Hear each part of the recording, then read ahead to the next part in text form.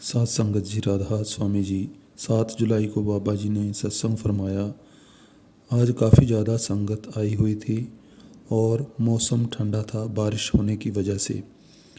दोस्तों, आपसे निवेदन है कि अभी तक आपने चैनल को सब्सक्राइब नहीं किया तो ज़रूर करें, इसी तरह से ही अपडेट जानने के लिए, और ऑल नोटिफिकेशन को भी ज़रूर प्रेस करें सभी तरह के नोटिफिकेशन पहले पाने के लिए।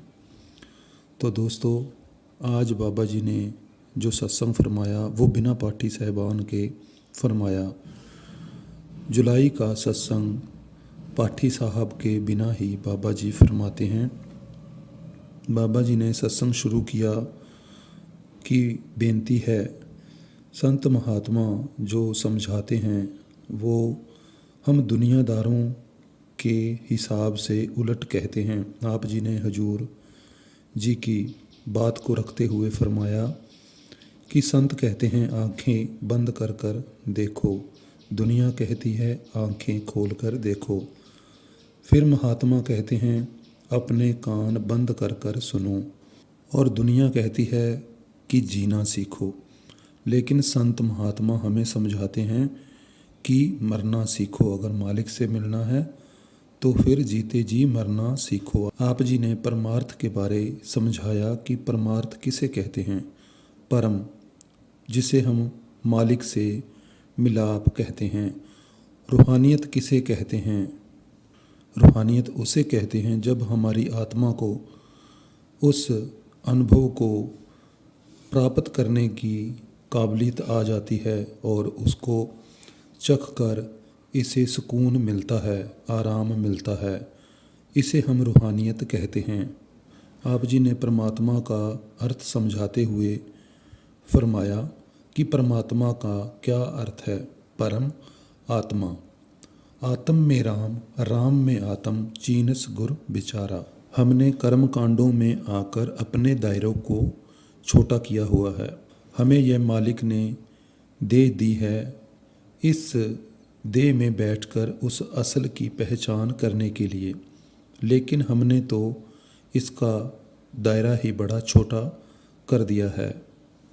84 लाख जून में सबसे अगर उत्तम जून हमें मिली है तो वो इंसान की ही है।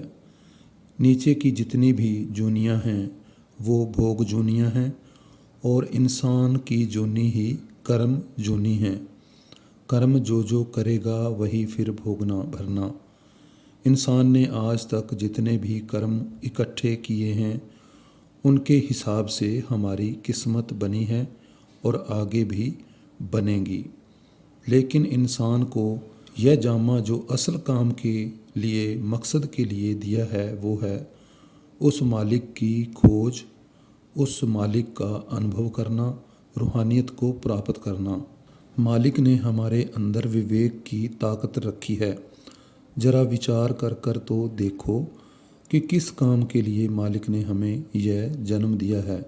विचार करेंगे तो ज़रूर उस बात को शायद समझ पाएंगे। लेकिन अगर विचार ही नहीं करेंगे तो फिर हम में और नीचे की जूनियों में क्या फ़र्क रह जाएगा। आप जी ने फरमाया कि यह जो उत्तम से उत्तम जूनी मिली है यह मालिक से मिलने का अनमोल मौका है। फिर यह मौका दोबारा से मालिक हमें देगा नहीं, इसकी तो कोई गारंटी है नहीं। भई परापत मानुक तेहरिया, गोबिंद मिलन की ए तेरी बरिया। हमने अपनी पहचान शरीर तक ही सीमित रखी है। हमने जिस्म के साथ नहीं जुड़े रहना। हमें तो अपने असल की पहचान करनी है। हमने अपना दायरा छोटा नहीं बनाना। कोई भी संत महात्मा हमें मत्थे टिकवाने के लिए नहीं आता, नाक रगड़वाने के लिए नहीं आता। संत महात्मा तो हमें उपदेश देते हैं अपने अंदर की रूहानियत को पहचानने का, उसकी खोज करने का। बाहर से हमें ना कभी मिला और ना मिलेगा। मालिक ने हमें जो कुछ भी देना था वो पहले से ही दे दिया, और यह हम पर निर्भर करता है कि हमने क्या करना है। अपने अंदर की वो पहचान जो मालिक ने हमारे अंदर रखी है उसमें हमें लगना है कि नहीं, यह जो मौका मिला है बड़ा ही सुंदर मौका हमें मिला है। हम सोचते रहते हैं कि पता नहीं कहाँ कहाँ पर जाएंगे, मालिक हमें मिलेगा। भाई हमने कहीं पर नहीं जाना, हमने ना किसी बाबे को मत्थे टेकने हैं। हमने तो अपने अंदर उस सच की पहचान करनी है। असल रूहानियत तो हमारे अंदर है, वो एहसास है। अगर करेंगे तो मालिक कमी नहीं छोड़ता। हमें जो भी मिलेगा अपनी करनी का मिलेगा, अपनी खुद की करनी का। बिन मांगे मोती मिले, मांगे मिले न कोई। इस समय हमने अपना दायरा छोटा किया हुआ है, हर समय मांगते रहते हैं, मांगते बने हुए। लेकिन भाई हमें अपनी करनी का ही मिलेगा। करनी करेंगे तो मालिक जरूर बख्शिश करेगा। हमने मांगने पर पूरा जोर लगाया हुआ है। तुद बिन होर कुछ मंगना, सिर दुखां दे दुख, दे नाम संतोखिया, उतरे मन दी भुख। हमने जो कुछ भी आज तक मालिक से मांगा, मालिक ने हमें वो दिया, और इन्हीं मांगों के चलते हम यहाँ पर अभी तक फंसे बैठे हैं। लेकिन संतों ने जो असली उपदेश समझाया उस पर गौर नहीं की, अमल नहीं की। वो नाम, उसकी कमाई, हम तो सोचते हैं कि किसी बाबे को मत्था टेकेंगे और वो हमारे कर्म ले लेगा। लेकिन भाई ऐसा नहीं होगा। हमें अपनी करनी करनी होगी, करनी में जाहिर करना होगा। कर्म जो जो करेगा वही फिर भोगना भरना। जो जो कर्म कमाए हैं कमाते हैं वही मिलेंगे।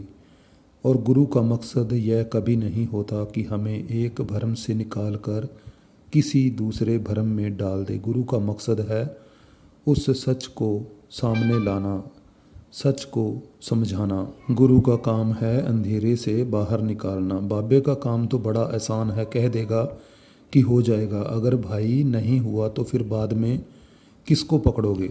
हजूर जी अक्सर समझाया करते थे कि हम तो पराए गधे बने बैठे हैं। अगर किसी धर्म स्थान पर जाकर सीखा ही नहीं तो फिर वहाँ जाने का क्या मकसद था, उसका क्या फ़ायदा हुआ। इसी तरह अगर कोई बच्चा स्कूल में भेजते हैं, स्कूल जाकर कुछ सीख कर ही ना आए तो क्या हम सोचेंगे कि क्यों इसको स्कूल भेजा। अगर वो मत्था टेक कर उसका चक्कर लगा कर ही वापस आ जाए। यही हाल हमारा है। हम सत्संग सुनते हैं लेकिन सुना और पल्ला झाड़ दिया, उस पर अमल ही नहीं करते तो फिर क्या फ़ायदा हुआ सत्संग सुनने का, सत्संग में आने का। हमें हर एक कर्म का हिसाब देना होगा। और ये नहीं कि हमें पता नहीं है कि सही क्या है और गलत क्या है, लेकिन हम गौर नहीं करते। मन को हमेशा, इसकी मांगों को हमेशा आगे रखते हैं। कोई ना कोई मांग लिए बैठे ही रहते हैं। आसां परबतां जेडियां मौत तनावां हेठ। भाई हमें हर एक कर्म का हिसाब देना होगा। हजूर जी अक्सर समझाया करते थे कि चाहे सोने की बेड़ियां हों चाहे लोहे की बेड़ियां हों, रहे तो हम कैदी की कैदी, उसका क्या फ़ायदा हुआ। जिसको कछु न चाहिए वही शहंशाह। भाई हम तो मंगते बने हुए हैं। मालिक ने इतना कुछ दिया है, उसका शुक्राना तो क्या करना, बल्कि हम तो उसमें भी कमियां ढूंढते हैं, कमियां निकालते हैं और ज़्यादा मांगते हैं। लेकिन जो दिया है उसकी कदर नहीं करते, उसकी संभाल नहीं करते, और ज़्यादा मांगने में और ज़्यादा लाने में लगे हुए हैं। मन को हमने ही गलत आदतें डाली हुई हैं, किसी और ने नहीं। अपनी सेहत खराब करते हैं।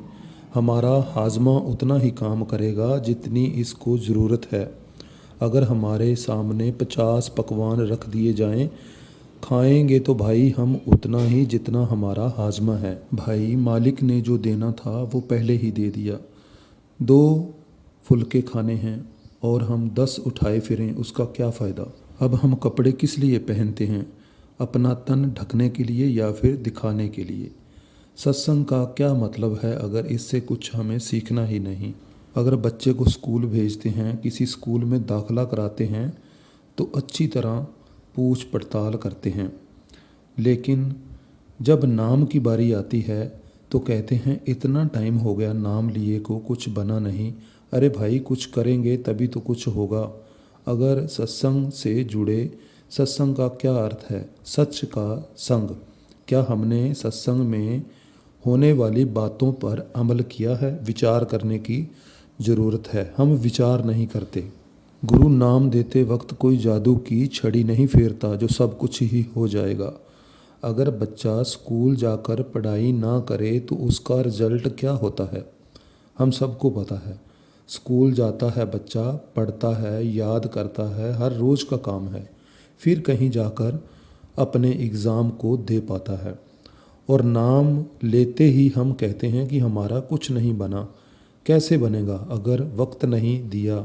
हजूर जी ने इतने सत्संग फरमाए, इतने हमने सत्संग सुने, फिर क्या फ़ायदा अगर हम सीखेंगे ही नहीं? सब कुछ अपना एक राम पराया, पलटू एक ही एक है, दूसर नाही कोई। वो मालिक वो एक है। अगर हम उस मुकाम तक पहुंचने के लिए जी जान से मेहनत नहीं करेंगे तो फिर हमारा क्या बन सकता है? किसी भी कामयाबी के लिए हमें जी जान से मेहनत करनी पड़ती है। उस मेहनत के रास्ते पर चलना पड़ता है। ऐसे नहीं किसी को मिल जाता।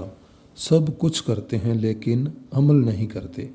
गुरु साहब समझाने में कसर नहीं छोड़ गए। सब कुछ अपने ही घर में है, बाहर नहीं है। जो बाहर ढूंढता है वो तो भरम और भुलेखे में पड़ा हुआ है। इसलिए जो कहा जाता है उस पर अमल करना चाहिए। अगर कोई यह बोल दे कि पहाड़ पर चढ़ जाओ तो वो काम हो जाता है, लेकिन अगर कोई यह काम कहे कि बस चुपचाप आंखें बंद कर कर बैठना है तो यह काम हमसे नहीं होता। भाई, एक बात याद रखो, भेड़ चाल में नहीं पड़ना। कुछ नहीं होने लगा। इन सब बातों से कुछ नहीं मिलेगा। करनी पड़ेगी। जो करेगा उसको मिलेगा। जो भी मिलेगा अपने अंदर मिलेगा। और शरीर के बाहर जो भी ढूंढता है उसको दुख ही दुख उठाने पड़ते हैं। शरीर के बाहर ना किसी को मिलेगा, अपने अंदर की खोज करनी पड़ेगी। इसलिए झूठी तसल्लियों में नहीं रहना। मालिक जो दे सकता है, देने की ताकत रखता है, वो जानने की भी ताकत रखता है। मेहनत करेंगे तो वो कसर नहीं छोड़ेगा। अगर उसकी कदर नहीं करेंगे तो फिर क्या हमें मिलेगा? इसलिए भाई, किसी गलत फहमी में नहीं रहना। हमारे लिए कोई नहीं करने वाला। अगर हमारा खाना खाने से हमारी भूख मिटती है तो हमारे भजन सिमरन करने से ही हमारी वो असल चीज़ हमें मिलेगी जिसका मकसद लेकर हम सत्संग में आते हैं, किसी से जुड़ते हैं। इसलिए अपने खुद की करनी पर भरोसा रखना है और मेहनत करनी है, किसी गलत फहमी में नहीं रहना। तो दोस्तों, आज के अपडेट में बस इतना ही। और अगर अभी तक हमारे चैनल को सब्सक्राइब नहीं किया तो कृपया ज़रूर करें जी।